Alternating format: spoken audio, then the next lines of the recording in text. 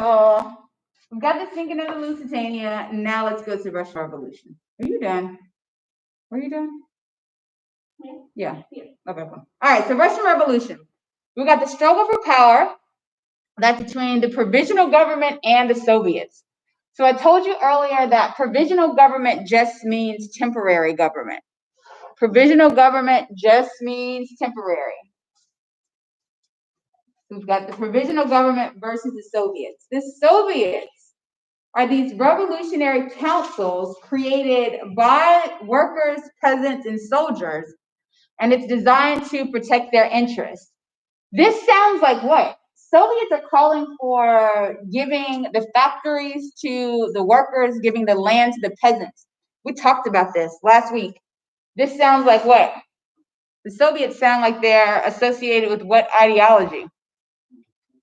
Marxism, yeah. That's exactly what it is. So the Soviets, these revolutionary councils created by workers, peasants, and soldiers during the Russian Revolution to protect their interests.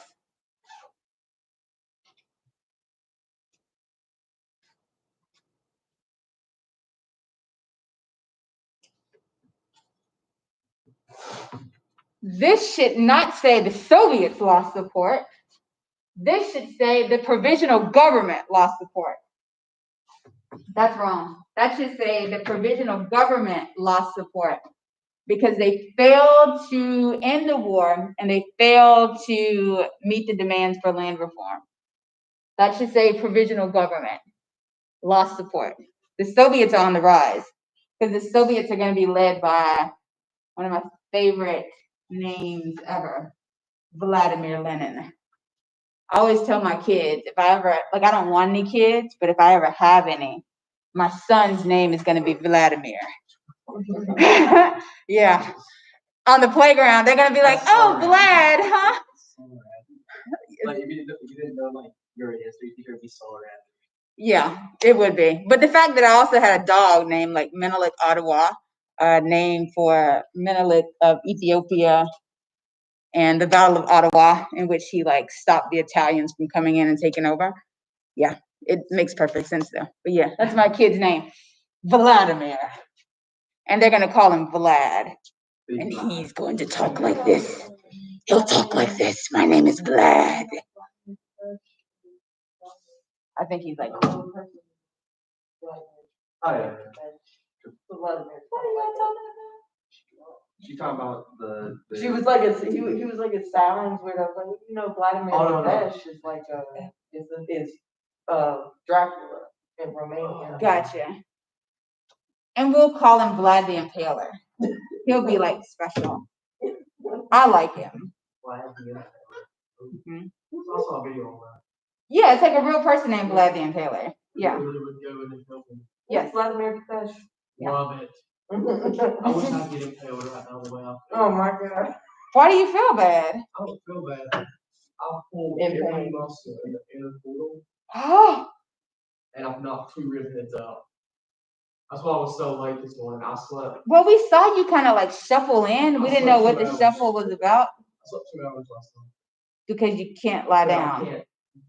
Any way I sit or lay, I'm in dire pain. Do you have a chiropractor?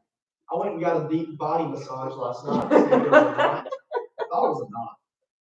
And then that kind of made it worse. She went in there and she said, no, you just got a muscle pull. So she worked on it. But I'll be able to tell you if I feel better tomorrow. Okay. Right now I'm going to cry.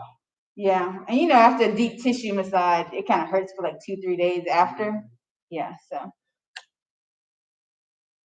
Epsom salt. Impale. Get impaled, the pain goes away. It does, but you're also dead, so. No, I think that might be an L. That's like the definition if I took an L. All right, let's go talk about Vladimir Lenin. My kid, Vlad the Impaler. Leader of the Bolsheviks. Bolsheviks are a radical, clearly, I didn't make them a slide, but the Bolsheviks are a radical Marxist party. April 1917, we got Lenin. he's rallying for peace, power, and land. He wants immediate peace. He wants power to be transferred to the councils or the Soviets, same thing. And he wants land to be redistributed to the peasants and factories to the workers. You've already told me. That sounds just like Marxism, because that's what they are. They are a radical Marxist party.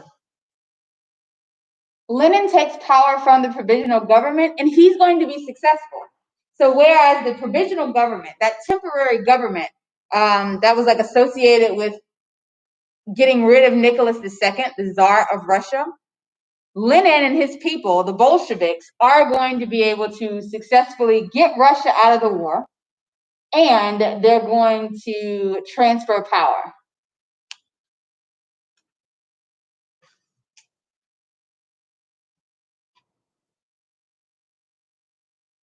So we'll talk about the Treaty of Brest-Litovsk,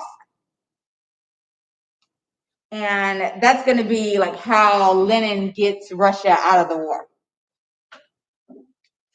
And basically, they're going to agree to live in harmony with Austria-Hungary and Germany.